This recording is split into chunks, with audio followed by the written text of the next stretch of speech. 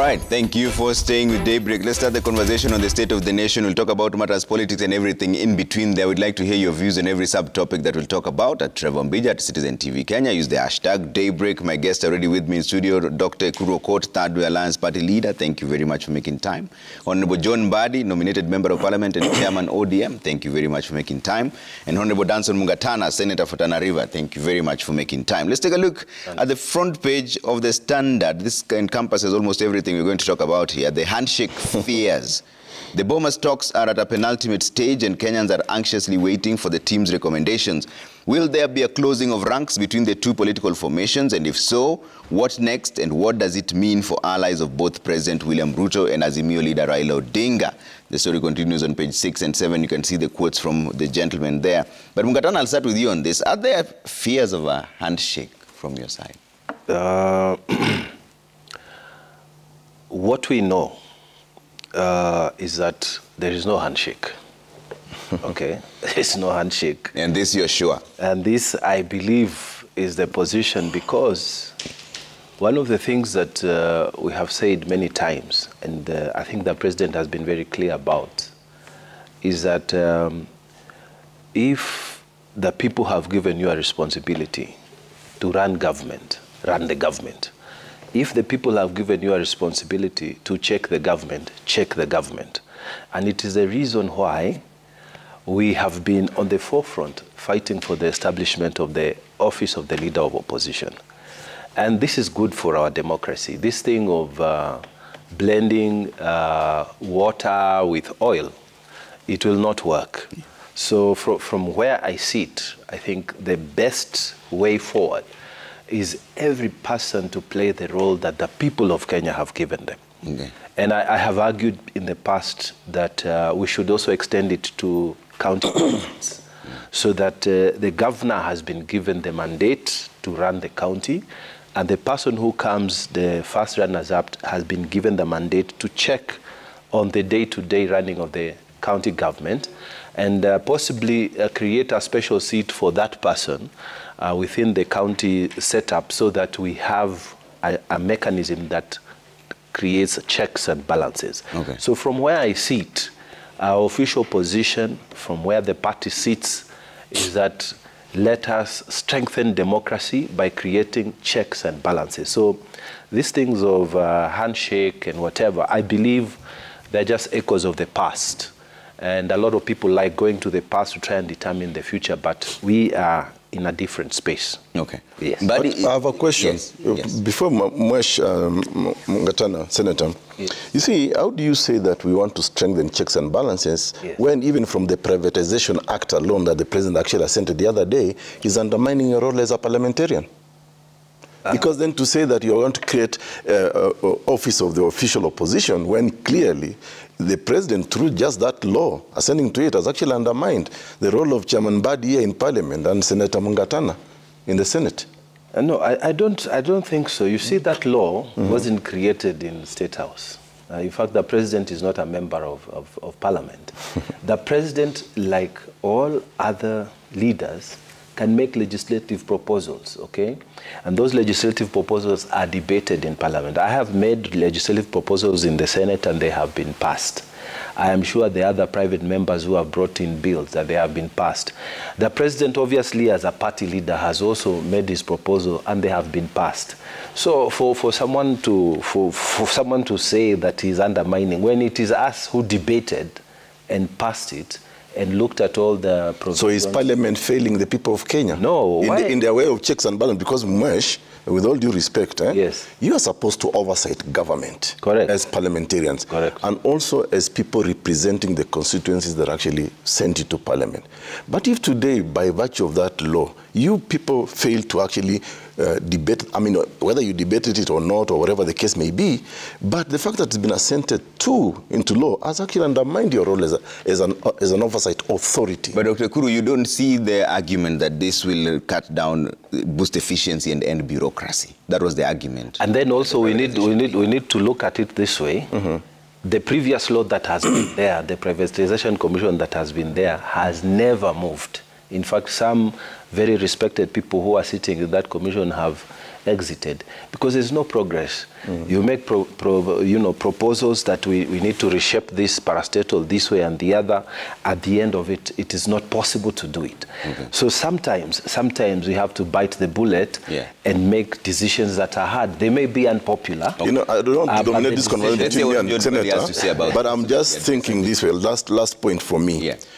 When you take away the responsibility of the representatives of the people from having a say on what is a public asset, honestly, I still hold the view that's undermining the legislature. But what is your argument before we get into the handshake fears or the privatization? No, my argument is clear, and I made it before, that excluding Parliament from privatization process is unconstitutional, it is anti-people, it is anti-democracy. And this argument that it is improving efficiency, you can improve efficiency without taking the people's power. Exactly. Actually, as a matter of fact, public assets belong to the people of Kenya. And if, in ideal situation, the people of Kenya should even go to referendum to vote to allow public assets to be sold. But because that is not practical, and we are a representative democracy, you need to involve the people's representatives in making decisions as to whether these assets are to be disposed of or not. And you can do that. In fact, we have had cases where parliamentary procedures is conditioned to timelines. If you feel Parliament would take inordinately too long, you could put timelines that the moment this proposal goes to Parliament, Parliament has, say, 30 days, 2 weeks to transact it. So the question of inefficiency was not purely brought by bureaucracy in Parliament. It is inefficiency in other areas. I want to conclude by saying that we are still respecting the divide between the executive and the legislature is not going away. We are not respecting that divide. Even if you take these processes to Parliament and you have Parliament that still thinks that there is a part of it that belongs to the government, another one is opposition, then you will not get it right. So the legislation, yes, went through Parliament, but because of the so-called tyranny of numbers, again, whether you have very excellent ideas, who will listen to you? And that is where the problem lies. That is where the problem lies. May I say something on what, and I have a lot of respect for Honorable Mbandi, we come a long way off. But I wanted to say, when you are elected as a president, you know your limitations. You know your limitations. There are things I can do with executive order, and there are things I can't do without Parliament approving. So there are things that are within the law, and I need to push them through Parliament. So I call a parliamentary group meeting and say, look, this is a fundamental issue for our government, so I'm asking you to support it. Now, if we have the numbers, and sometimes some of our people have voted against our own legislation because they were not convinced. But assuming that we have the numbers and we pass it, can you come back again and say we are being removed from the process? Or I think it is a pretentious argument. It is like not accepting realities that there's a process, and if you say you are a representative of people, yes, you are, but also the president, the representative of the country, and he has agendas. And when he pushes those agendas through his representatives, because he can't do through executive order, I think he's within his powers. And we have seen, and I'm arguing again, that the privatization under the previous administration, because of the law, the way it was structured, could not happen. So you could not actually save the sugar industry, as it were. And we are losing billions of shillings, and our people in the Western, all the people in the Western areas are having worries about how to revive. Now we have a plan. That plan cannot be realized without legislative approval. Now part of it is we must have this privatization going properly. Now, if we say, I'm the president, I make those proposals and they go through, is it me then to blame, or is it the entire system? Because the system says I have to take it to Parliament. If Parliament doesn't want it, Parliament kills it. But if Parliament can support me, then we move. Maybe the next president will come and say, well, let's forget about this, and he has the numbers to change the things. Okay. We live with that dispensation when it comes. But for now, let's give the guy in the hill a chance to govern. But Dr. Curtis, this is where the problem is, the bloodlines between the executive and legislative. Because either way, they've still gotten their way. You know, Trevor, when it comes to a vote in the House. Trevor, in the context of your topic, the state of the nation, let's be very candid with Kenyans. The government of Kenya in the last even 20 plus years has never been the best friend of the people of Kenya. In fact, if there is rampant corruption in the country, it actually starts from government officials. And I'm not surprised even President William Ruto is already dismissing about 23 officers because of corruption. So I go back to the fundamental question, which I hope Honorable Mungatana is not taking away from himself the responsibility that the people of Tana River have said, you go and represent us in the Senate. I think for me to silence the people's representatives is a big mistake through this law. And when you're talking about checks and balances, I mean, the three arms of government, you cannot silence one arm of government in the governance of a country, and then you say you're improving efficiency. You know, as I was coming here, actually I took a Bolt today, sort of curiosity. And I told my Bolt driver, it's called James, I'm going to discuss the state of the nation. What do you think? And he told me the state of the nation is pathetic. Those are his words. It's pathetic. Why? Because they have seen one of the things that is so now common about our presidency, our government, is populism, without necessarily addressing the problems of the people or the political promises that they made. Yes, you could pull crowds in Luo Nyanza, but also people are just curious. I mean, we go and see the president. But there are concerns that people are still asking today. And part of this law, by the way, he said this law is being pushed down our throat by IMF and World Bank. And one of the things that maybe friends of the president will not tell him, who are close to him, that is now being seen as a puppet of the West, especially USA and Europe. I just came back from Liberia the other day.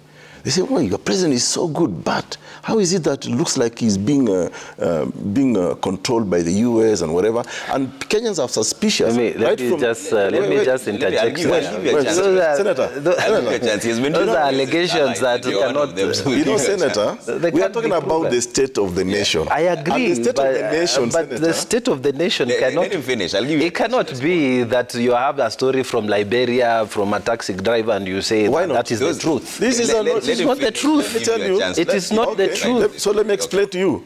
That taxi driver is a Kenyan. And the Liberian. And I asked him. And the Liberian? Well, because the president has poised himself as a Pan-Africanist. Yeah, so, but he's not a puppet of the West. Okay, let him finish the argument. Then Senator, with all due respect, I agree with you, but don't make arguments and assertions that don't have. Maybe we'll double back. You have rebuttal. You know, as lawyers, you are a senior lawyer to me, so you can have a rebuttal.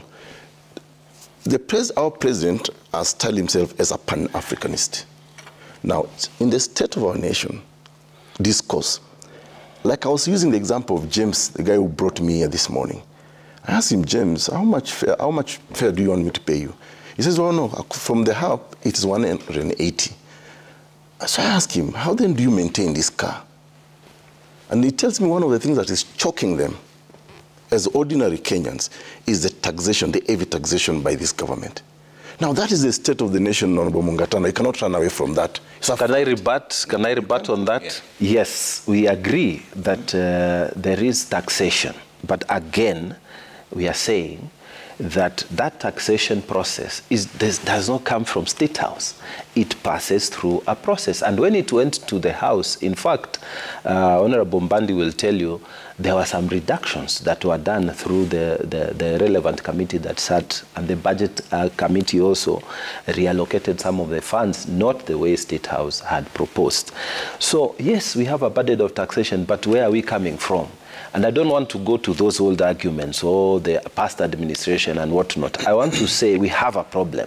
and we are trying to fix it. Yeah. In fact, yesterday in the Senate, we were trying to fix the problem of what I can see here, NHIF, and the problems that are there. We are in fact scrapping NHIF. We want to create a new body for insurance for the public. Yeah, and but that shift is actually even more expensive. No. What we are saying is, even when you are making an investment for a vehicle, at the very beginning, when you are buying your matatu, when you are making that initial investment, it's expensive. But over time, it will pay off. And I wanted to say this, even as a state of the nation now, let us understand that policy must proceed, policy legislation must proceed before we see the results.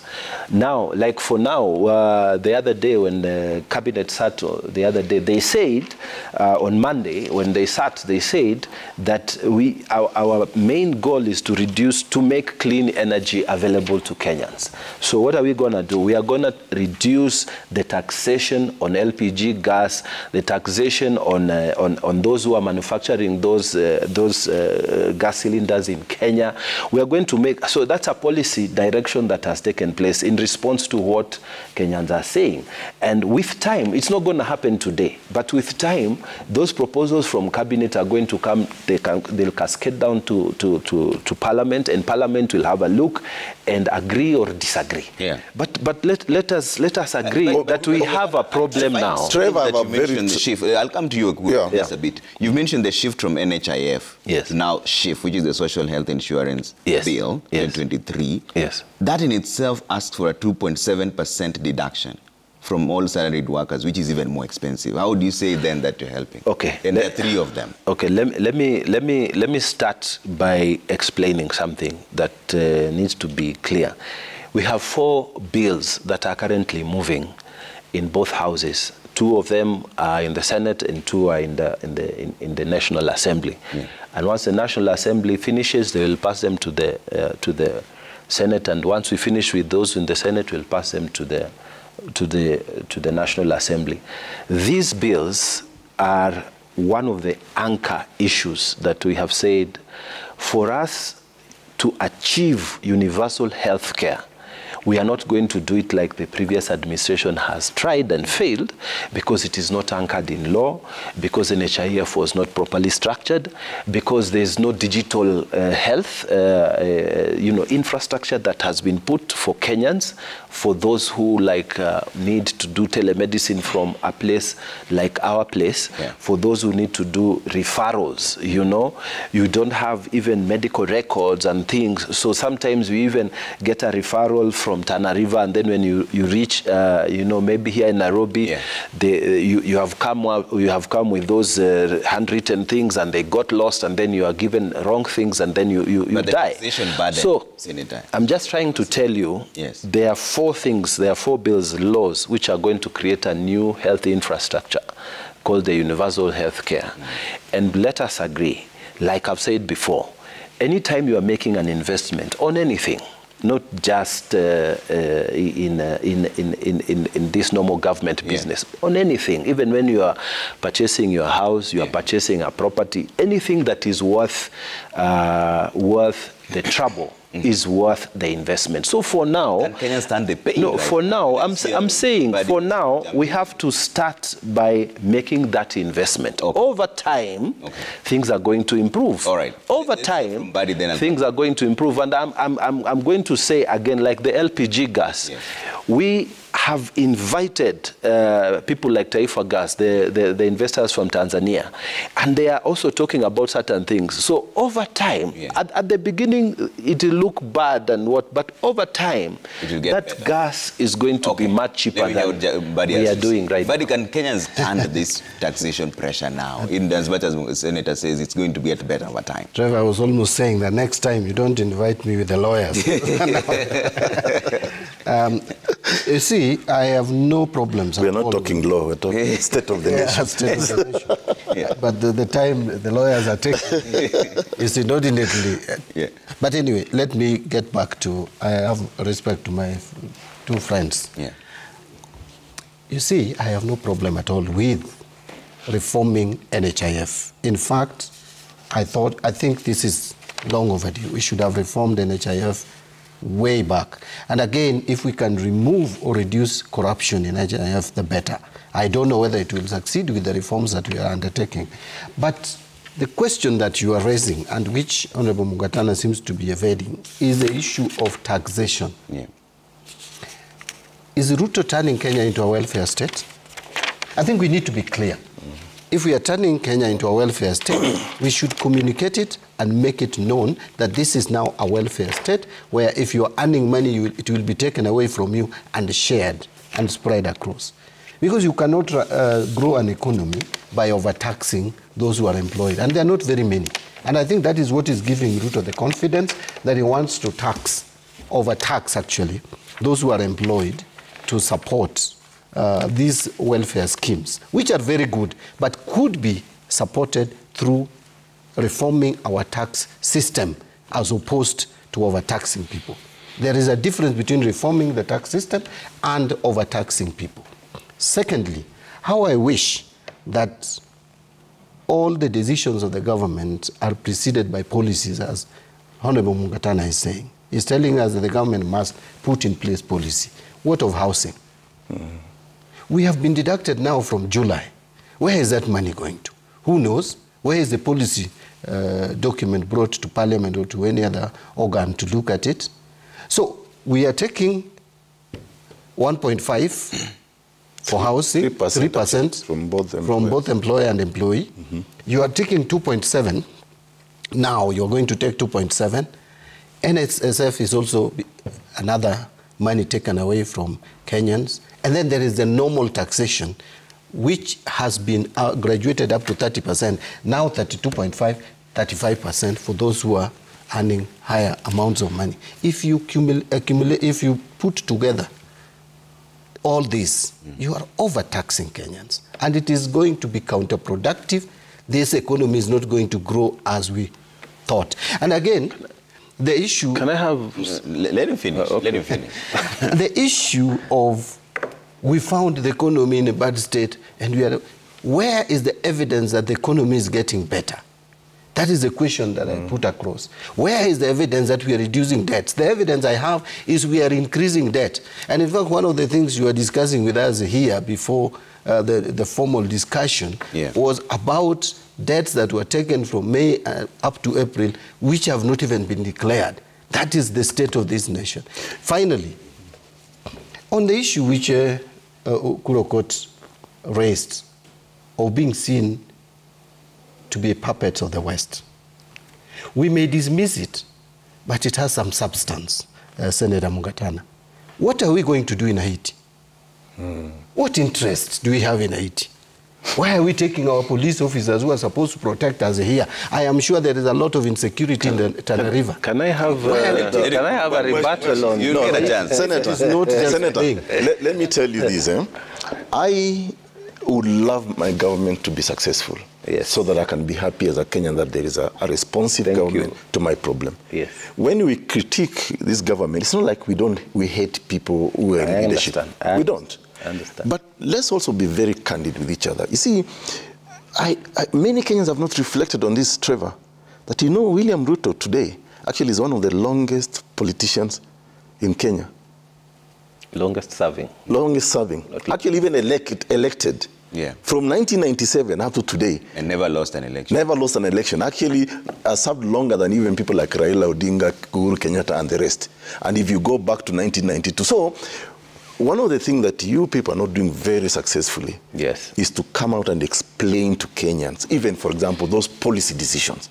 Because it is the same administration that came with timelines.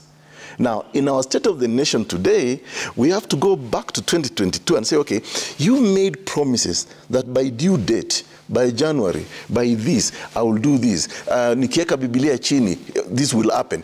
You see, Kenyans are now reflecting on those things, Mwesh. And I think the best thing for you guys to do, not to be so defensive, but to explain these policy decisions. Like Mweshimua has said, and I know we discussed this the other day here.